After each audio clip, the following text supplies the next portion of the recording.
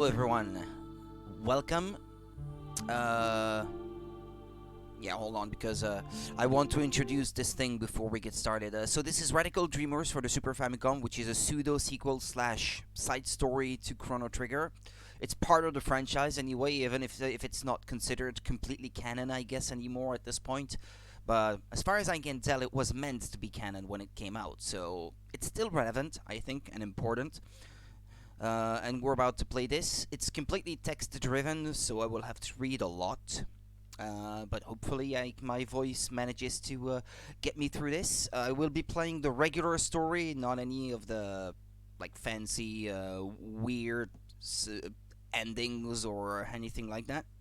Especially since I'm playing off of a fresh save file, and I think you can't get the other endings unless you play on a new game plus of sorts, I guess I should say. Okay, well, let's get started. It was then that I opened the notebook my mother had given me. She said she found it while cleaning out the closet.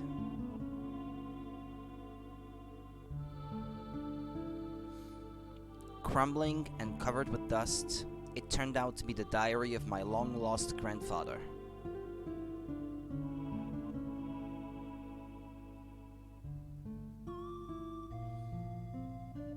Do you still remember how we first met and all of our adventures since? It all seems like such a dream nowadays. You were a piece of a star that fell from the sky.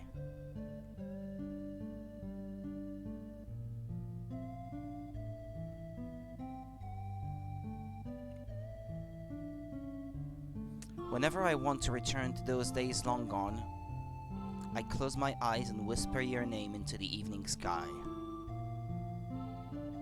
Kid. Kid.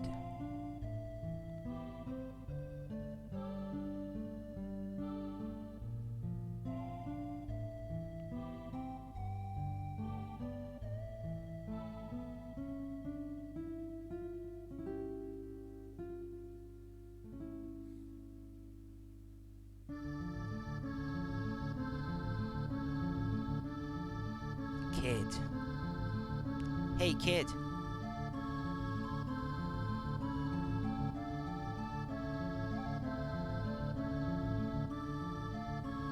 Are you ready, kid? I know you're anxious, but stay on your toes. Yeah, likewise, mate. Mess up, and I'm leaving you behind.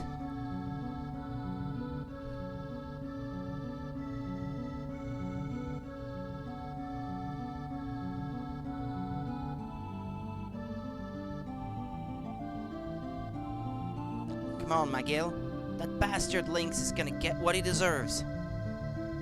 Say your prayers. Not that it'll do ya any good.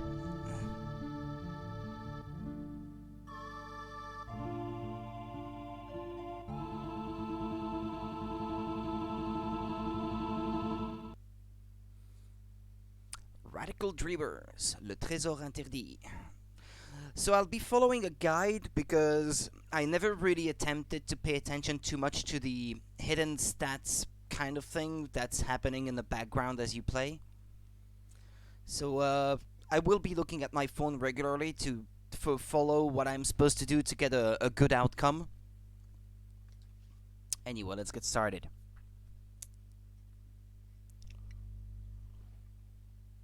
Yeah, give me a fast text speed, please.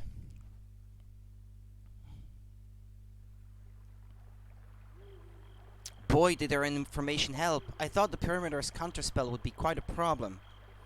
Kid's braid sways gently from side to side in the cool nighttime breeze. So far we've managed to slip through the magical shield network undetected and sneak into Lynx's domain. Still, this inner region can make for some pretty rough travel. Kid, Magil and I comprise this party of 3. It's been something like 3 years since Kid and I met. Back then I was a drifter, wandering wherever my music led me. During my stay in the remote town of Rigiora, I ended up running into a girl who later joined me, leading to the beginning of all this. That girl was Kid. Kid is a thief, of course. Not even 17 years old, already she's widely renowned as a top professional. To make matters worse, she's cute, definitely stylish, and has a sparkling personality. And boy, can she cook. If you ask her, that is. Well, to be completely honest, she has her share of problems as well. She likes to think of herself as a kind of Robin Hood, stealing from the rich and giving to the poor, but that's just not the case. At times, her sharp tongue can get the best of her, viciously lashing out at anyone who stands in her way. She exaggerates every other word and sometimes lies outright. And as for listening to other people, well, forget it. When it comes to money, well, I've never met anyone greedier in my life. Her relentless pursuit of wealth is ironic, considering she's a nomad like me. I don't know. Maybe I'm being too hard on her. She has her good points too. She can really shine sometimes when she wants to. Glancing back over my shoulder, I notice a silhouette silently emerge from the grove. Magill. This associate of Kit's is known to us only as Magill of the Shadows. I know next to nothing about him, except for the fact that he somehow knew Kit before I came into the picture. A high-class magician of some sort, he looks to be about 30. He usually keeps to himself though. The top half of his face is covered with a mask at all times. I've never even seen what he really looks like. At times, it seems as though I'm hanging around someone from another world. Traveling with this pack is definitely an interesting experience. Kit's quiet about her past too, but it's like I know her entire life story compared to how little I know about Magill. From time to time I find myself wondering who he is, where he came from, and so on. I'd ask Kid, but I get the impression she knows as little about him as I do. You might be wondering, how did I end up where I am now? Well, there's a lot of reasons, I suppose. I guess you could say that life doesn't always go how you plan. Suddenly, Kid comes to an abrupt stop. Seems someone wants to say hello. Out of a nearby thicket, two shimmering eyes catch my attention. Whatever it is, it's staring at me silently. After a few moments, a few more pairs of eyes appear. They seem to be surveying the area. A deep feline growl breaks the uncomfortable silence, and I realize we're being hunted by a pack of feral cats. A few of the figures slowly approach from behind the trees.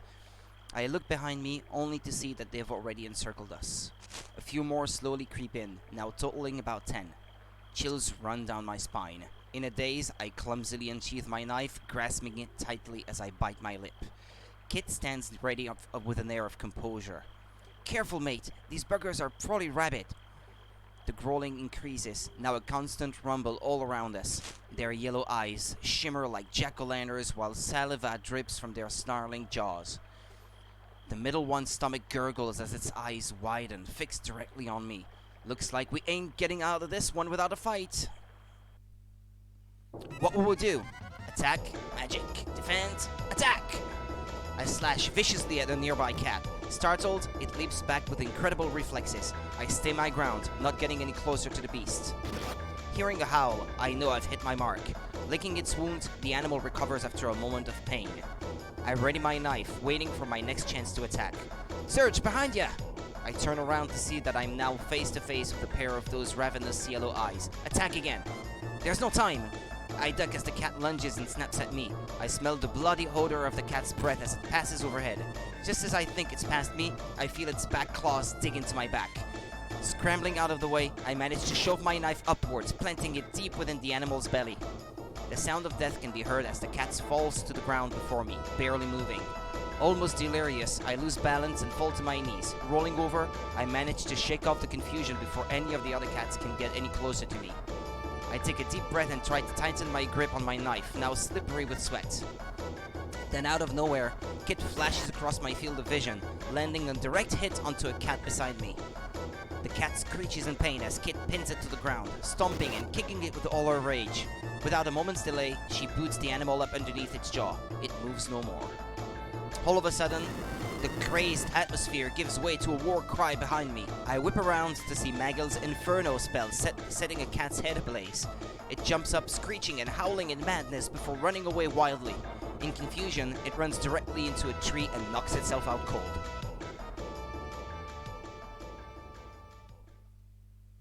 I look around and see that only one of the pack hasn't been taken care of yet. As Kid and I start to close in on the beast, it bolts, fearing for its life.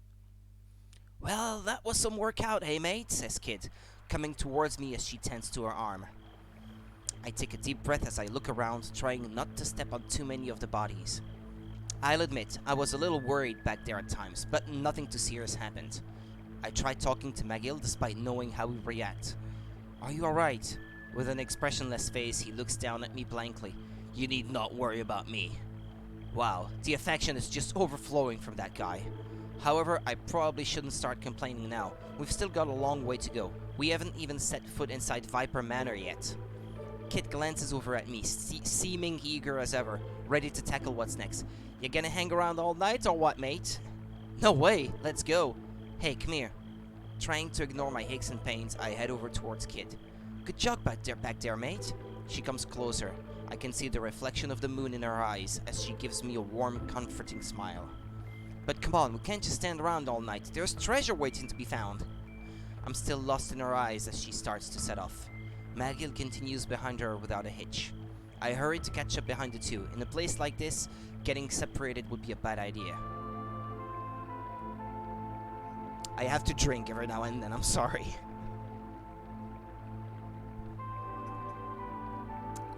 We continue to make our way through this natural labyrinth of wood and rock. Somewhere, quietly waiting within this huge forest, Viper Manor beckons us. Deep within lies the treasure we've come for. Lord Lynx, as he's formerly known, is an aristocrat who governs the Regiona Outlands. From the way Kit talks, he's apparently an old adversary of hers. Tonight, our goal is Lord Lynx's most prized possession, a scarlet jewel known as the Frozen Flame. Besides being priceless, some say this beautiful stone harbors some sort of mystical power. They say many people have sought after the flame, but none have been victorious in stealing it. Viper Manor has claimed many lives. But we will succeed. We pride ourselves on making the impossible possible. Besides, the way Kit talks about Lynx sometimes, it sounds like she's got an awfully personal vendetta against him. We can't lose. We've come too far to lose. And so, after having spent countless hours crossing this dreary, lonesome forest, the silhouette of a towering mansion finally comes into view through the trees.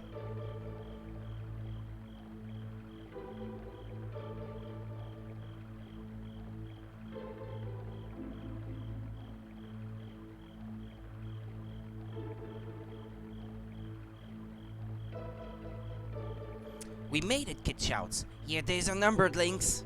We quickly make our move, quietly dashing out from behind the thicket. Once at the mansion wall, we creep stealthily along the perimeter, searching for an entry point.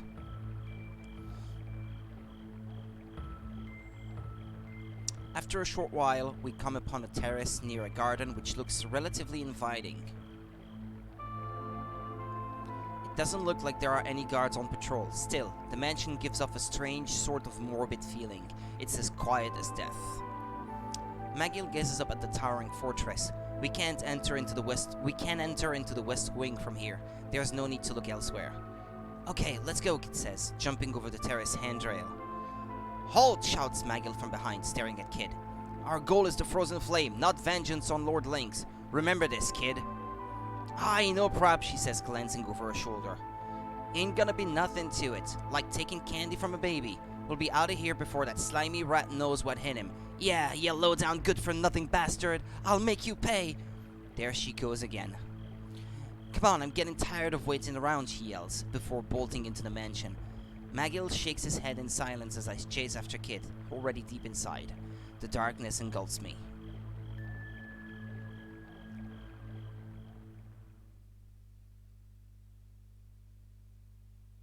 Passages extend to the left and right. Wherever we turn, darkness awaits. How about the left passage? As though we're inside a gigantic snake, the passageway twists and turns, stretching deeper and deeper into the mansion. We now stand in almost complete and utter darkness. Just a trace of moonlight manages to illuminate the path. I stop for a moment and realize it's now completely silent. I feel as though we're being watched silently by every single being in this dreadful house. Taking a deep breath, I move on.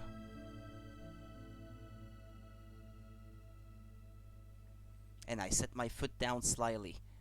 With the stealth of a cat, yet so valiantly composed, Kit follows behind in stride.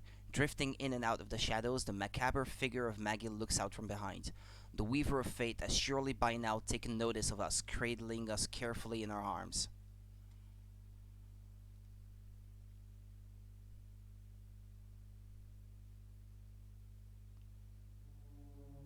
After a while, the path splits into three directions. To the left is a descending staircase, while the path on the right extends into darkness. Another passageway lies ahead. I think we have to take the stairs. Okay, down the stairs. As I start to slowly descend the stairs in the dim light, I stretch my hands out in front of me to try and feel for something. However, all I'm greeted with is the moist feeling of these grimy stone walls. We've descended the staircase. To the left lies a huge stone archway, and to the right we can see a narrow path twisting into the darkness. The passage to the right. The passageway makes a sharp turn to the right, before stretching on through this subterranean maze.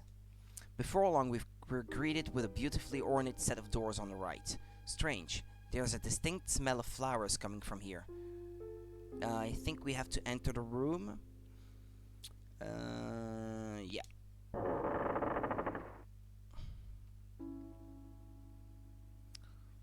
We come to a comfortably decorated room. Small trinkets have been placed on the desk and shelves, adding some charm. The owner of this room has obviously gone to great lengths to try and bring a somewhat graceful lifestyle into this otherwise dark mansion. Still, the room seems to carry an unsettling stillness with it. Bet it's Lynx's daughter's room, Kit says, surveying some of the items. The letter on the desk and the warm teacup hint of a woman living here. However, after searching the room, no one is found. All we find are various odds and ends, and a beautifully arranged set of flowers, a white handkerchief carelessly tossed aside, a small bottle of perfume, and so on.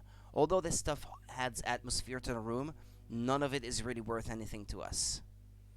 Kit also seems to feel this way, disregarding most of the stuff in here. She picks up a small box decorated with a serpentine coat of arms. However, like the rest of the items in here, it looks like it's of little worth to us. What should I do now?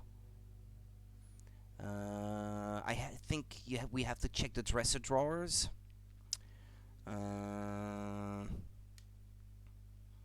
open up the dresser. All sorts of differently colored garments have been placed in the drawer. Frills, lace, and just about every color of lingerie. Wonder what kind of dress is this, Kid mutters, holding up a silk garment from the bottom of the drawer. Examining the dress, I can see she's fascinated with it. I've never worn anything like this before, she says, running her hands across the fine floral lace. She slides the dress down her shirt and pulls it up over her shoulders. After a moment or two of shuffling around, she undoes her shirt and I see her wearing nothing but the silk dress. She looks as graceful as a fairy with it on. Wow, look at me. I'm a lovely maiden. Not a scrap of rough edge on me. None whatsoever. A perfect fit. Oh, Serge, quit teasing, says Kit, blushing. Come on, let's go, she says after a while, putting her old clothes back on with a smile on her face. From here, the passageway stretches to the right and left. Heading right will take us further into darkness, while turning left will take us back to the staircase. Head to the right. After a little while, the dark passageway ends at a polished, robust set of doors. Kit crinkles her nose in disgust. Something strange about this place. It don't feel right, mate. Probably just my imagination, though, eh? Standing here in the cold darkness, Kit's hollow laugh does nothing but add to my fear. I guess we've come this far. We have to go into the room, right?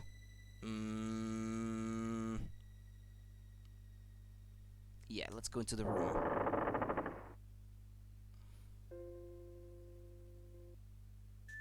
Ah, that music, so cool. These are apparently Lynx's quarters. No one seems to be here, however. We're right on top of you now, Lynx says, say your prayers, you bastard. Looking around, it's a very dilapidated room. Furniture is thrown about in all directions, and almost nothing matches. Taking a look at the room as a whole, there is no sense of harmony whatsoever. It's very suggestive of a chaotic mind. Okay, looks like we gotta search through this mess. I sift through a number of odd items adorning the room. There's a cluttered desk, a painting that's hanging unevenly on the far wall, and a picture on a side table, among other things. In one corner of the room stands a tall, curious object of some sort. A scarlet cloth has been placed over it, covering it up. As I slowly reach my hand to uncover it, Magill suddenly says, "Please, avoid reckless interference." Taking his advice, I return my hand to my side. However, the cloth suddenly starts to fall off on its own. "I didn't touch it, I swear." "What, did it just leap off all by itself?" Kid asks, rolling her eyes. A large mirror has been uncovered. Fancifully decorated, it looks to be a high-priced arabesque antique. I got a bad feeling about this. Then, all of a sudden, the reflection of the Venus statue opens its eyes, staring at us through the mirror. "Is there something you seek?" the statue's reflection asks, in a soft, womanly voice. The voice seems to be coming from the statue in front of me, but only the mirror's reflection seems to be moving. It can talk! "It is a mirror of whispers," Magill says, examining it closely. "What is it, though?" "It is a looking glass that harbors a living spirit. The spirit is free to roam throughout nearby mirrors, able to see into our everyday lives. They are known to be quite wise. Is there anything you wish to ask?" Wow, a million questions come to mind. Ask about Kid, ask about Magill. I'm more curious about Kid. I mean, because I know that it will affect the relationship to Kid in the long run. But Magill is mysterious too, but I'll follow the guy's advice, the guide's advice though.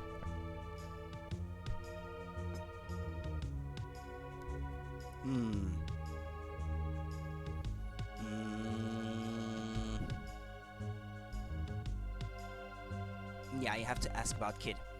"What in blazes are you asking about me for?" Kid shouts with a red face. "Very well," the statue's reflection says. Ignoring Kid, who's slapping and pulling me, I focus on the mirror.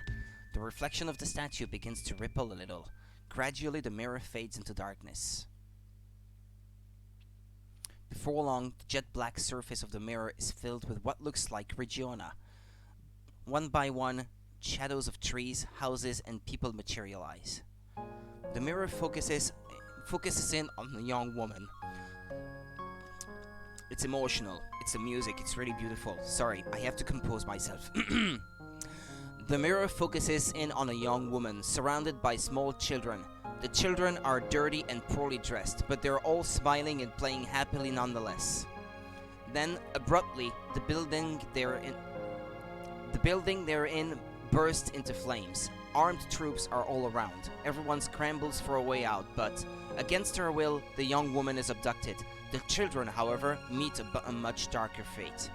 Time passes. After the fire has burned the building to the ground, the mirror shifts focus to a small girl covered in soot, crying behind the charred remains of her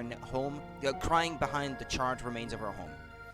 She lets loose a blood-curdling scream into the open sky as her right eye narrows like a cat's.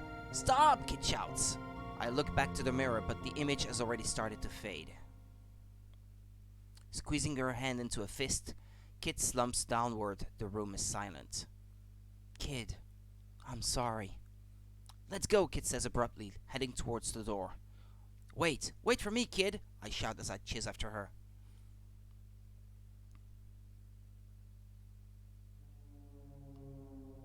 Heading back, we traveled through the passageway, eager to shake this feeling of dread. After walking a ways, we come to a beautifully decorated set of doors on the left. That's Riddle's room, isn't it? I have to keep on walking.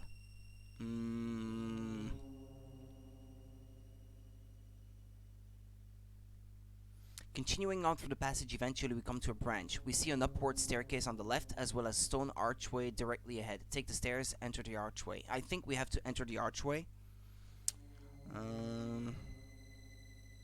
No, we have to take the stairs up. Okay. I follow Kid up the narrow set of stairs, hoping not to lose my balance.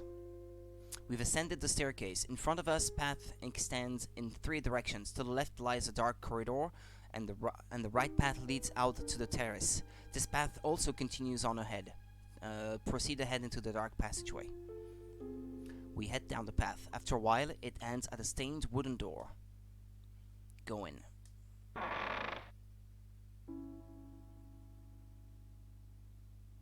Guess this is the study. This huge room is faintly lit by the moonlight, shining in through a tall window. In the back of the room stands a large, ornately decorated desk. Row after row of bookshelves house thousands of thick, dusty books. A painting is hung on the rear wall, sharing space with various exotic curios. Examine the desk. I walk over and open a drawer in the mahogany desk. The drawers contain writing materials and documents arranged in an orderly fashion. Unfortunately, they don't seem to contain anything worth mentioning.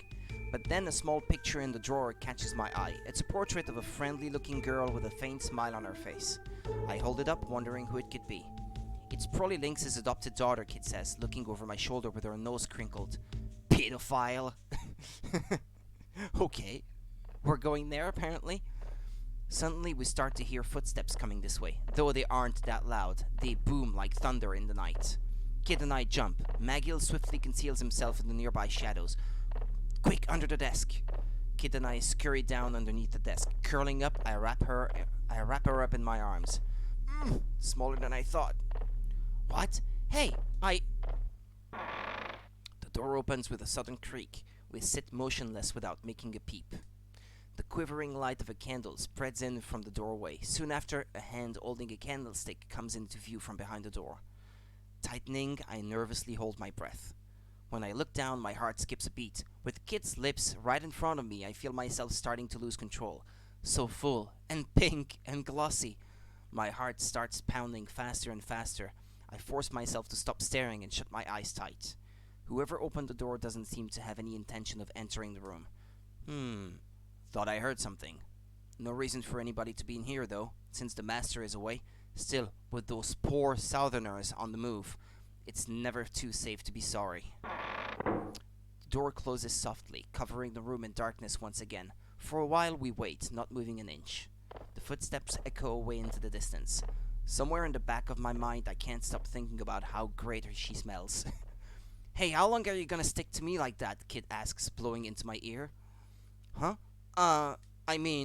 Sorry. I quickly get up, bumping my head against the desk with a loud bang. I crawl out, rubbing my head. Man, that stings. Kid comes out next, crouching. She looks me over and says, "You goof, you alright?" "Yeah, I'm fine." "So, Por is up to something," Magiel says quietly, emerging from the shadows. Por is a large country governing the southern continent.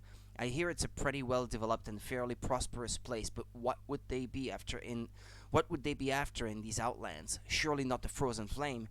No matter how valuable it may be, in the end it's just a jewel, a piece of rock. How valuable could it really be? We leave the study, retracing our steps through the dark passageway. Finally, the passage comes to a three-way branch. There's a descending staircase in front of us, in addition to passageways on the right and left. The one on the left will take us back towards the terrace. We haven't been through the right one, so... no, towards the terrace? Okay. Just ahead of me, I bump into Kid, who's come to a complete stop. "Something's wrong, mate." I stop my breath, trying to listen for anything. Then out of the darkness, clunk, clunk, clunk. Something's ahead of us on the path. Whatever it is, it's coming for us. There's probably gonna be a fight, so, maybe? I nervously unsheath my knife, trying to ignore my anxiety for this inevitable confrontation, now only moments away. The guide says nothing about this, so... It's a skeleton! Quick, what will we do? Run. Look for a weak spot. Look for a weak spot. The skeleton takes a step forward with its sword in hand. Just as Magiel begins to move in on it, it raises its arm overhead, staring at him with a strange look in its eyes. Magiel suddenly stops dead in his tracks. "Magiel, snap out of it!" I shout, but his eyes are totally glazed over, completely unaware of his situation. What am I going to do? attack, I guess. I start to bolt towards the gruesome creature. Avoiding a deadly slash by its rusty sword, I aim a kick for the skeleton's midsection. And with that, the skeleton breaks in two, toppling down to the ground as I carefully back away. As the skull hits the ground, it shatters into countless pieces. There are random encounters in this game, so, what was up with you back there? Kit shouts at Magil, her eyes firmly planted on him. Snap out of it already! Magil blinks a few times, dazed. He seems to be alright now. Phew, you okay, mate? Yeah, I'm not bad. I've got some bruises here and there, but nothing too serious. You? Oh, are you kidding? I kicked that thing's arse so bad it didn't even have time to say its prayers. Yeah, we did pretty good back there, didn't we? You got a thing or two to learn, but you're getting there, mate. Kit's mischievous eyes sparkle as I glance at her for a moment in the dim moonlight. I set off down the corridor with her, ready for what's next. After continuing through the passage for a while, the terrace comes into view on the right. I take a deep breath of the fresh evening air, hoping to calm my senses. Continue on through the passageway. Or I guess that's what you have to do, right?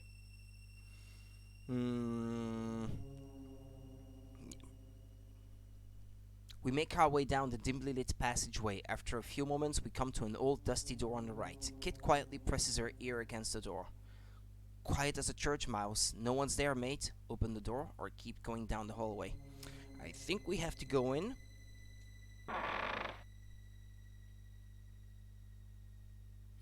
What's with all this junk? Must be a storeroom or something.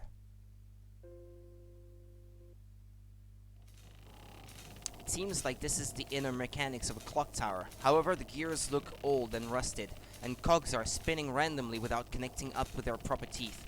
I doubt the clock's still in use today. The room seems to be currently used as a storage area. A large object catches my attention, off in the far corner of the room. It's too dark over there to see what it is, though. Do not touch anything out of the ordinary, Magil says abruptly, sending a sudden shock down my spine. However, just as he says this, I see Kid emerge from the shadows, dragging the large object out into the middle of the room. It's a large antique sort of some kind. We've got no use for that old thing, Kid. All it'll do is slow us down. Besides, we probably wouldn't even get much money for it.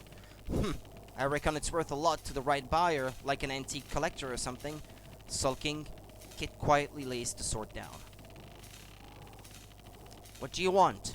I look around, startled. That was definitely not any of our voices.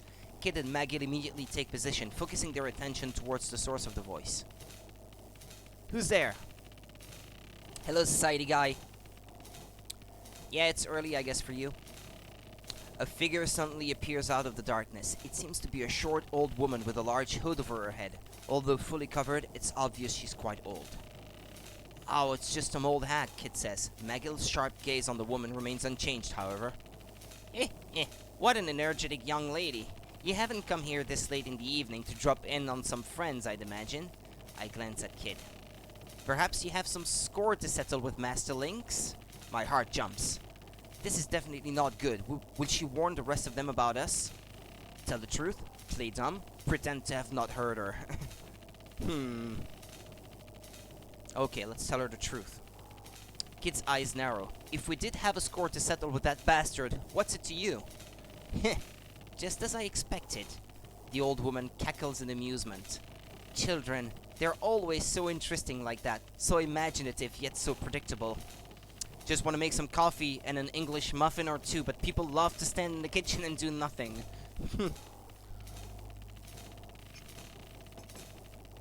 What are you talking about, old lady?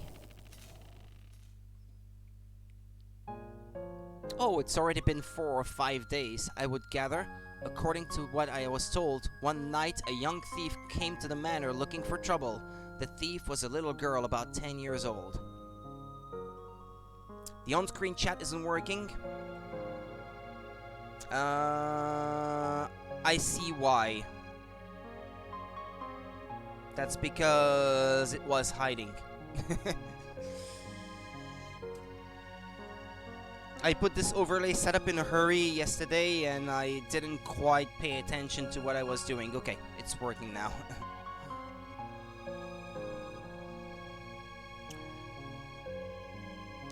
Where was I? Okay, well, I'll try again. Oh, it's already been 4 or 5 years, I would gather. According to what I was told, one night a young thief came to the manor looking for trouble. The thief was a little girl about 10 years old. Surprised, I glance at Kid. There's a trace of an ice-like radiance in her eyes. Staring at her makes me feel like it suddenly dropped below freezing in here. Unfazed, the old woman continues her story. The girl was an orphan. She set off to face Master Link all alone, hoping to avenge the girl who had cared for her like a big sister. It's Luca from Chrono Trigger! But after all, she was all alone, outnumbered and overpowered. She was eventually defeated and captured by Master Lynx's henchmen. As an ally, Master Lynx can be quite an asset. However, as an enemy, he can be one of the most fearsome men alive. If not for a friend who sneaked in and secretly rescued her, she surely would have perished. From what I've heard, this mysterious figure who could allegedly slip in and out of the shadows was the subject of many whispers throughout the manor, long after this incident had come to pass. Not moving a muscle, I tried to look for Magil. He's nowhere to be seen. I can only guess he's sporting one of those trademark, expressionless faces, somewhere off in the darkness. The inhabitants of Viper Manor don't condemn the unfortunate, because no one can win all the time. However, from time to time, the goddess of fate has been known to cast down those who have too much good luck, throwing the cogs of time out of order. It's not wise to try and stand against fate, continuing to repeat one's mistakes time and time again. The old woman continues, staring straight at Kid, smiling sweetly. If you want to steal the jewel, and if you really want to beat him, you too must give up your most valued possession, Kid. As long as you cling to it, the hands of your clock will never budge. They'll stay frozen, trapped in the distant past. Who the bloody hell is this old hag? Me? Oh, just an old lady. Pay me no mind. Thank you for listening to this old maid for such a long time. I certainly hope I haven't delayed you at all. But before you leave, which one of you? With that, the old woman looks in my direction. Ah, yes, you look like you've got a bit of a scrape there. Won't you let me have a look at it? What should I do? I don't know whether to be petrified or comforted by all this. Yes, please do, ma'am. No thanks, I'm okay. You have to say yes, because she heals you. Your invisible HP stats in the background, she restores it. The old woman clasps her hands together, bowing her head. She mumbles a few words in a low tone. Suddenly, a gentle pale blue light surrounds my body, filling me with a strange warmth. Wow, look at that! My wounds are being healed before my eyes. It feels as though there's some sort of soft music being played all around me, putting me into a strange serenity. When I come around, the woman is gone. Hello, lady? Says Kid, relentlessly looking around. However, there's no trace of her. All signs of her presence are gone. Wonder what was up with that old hag. Looking around, I can't help but wonder what she was talking about. With all that talk about the prized possession and everything. Let's get our asses out of here. This place is giving me the creeps, says Kid all of a sudden, already heading for the door. Hey, wait up! As I catch up with Kid, she gives me a friendly poke in the ribs. Ain't no fair you were the only one who got healed. Okay. I took all the risks so far, though, so it's good for me. From here, the passageway stretches to the right and left. The right path continues on into the mansion, while heading to the left will take us to the terrace. Head to the right. Proceeding ahead on the path, we come to a staircase going up and a firm-looking set of doors on the left. There better be treasure here. The smell of gold's thick in the air, mate. Go inside, proceed ahead to the stairs, or head back towards the terrace. I should say, when I first played this game, I had to make a map myself of the mansion, because knowing your way around when it's all text-based is really hard otherwise. But here I'm following a guide, because I want to not miss anything important. So I'll just follow the directions. Try to open them, but they're locked. Okay. Just like I thought. Locked, Kit says after jingling the handle. Frustrated, she kicks the door. Sounds like a pain in the cock. That must be a pretty harsh pain then. This might slow us down, but sure as bloody hell won't keep us out. Well, unless we find the key, there's nothing we can do, kid. Let's get to it then. I bet Lynx has got it stashed up in his room somewhere, the bastard. Unable to do anything, we leave to look elsewhere. Proceed ahead to the stairs. I think that's what we have to do. Yeah. With the kid in the lead, we ascend the narrow staircase. The cracked stone stairs seem to endlessly twist upwards. It feels like we're heading up to a scaffold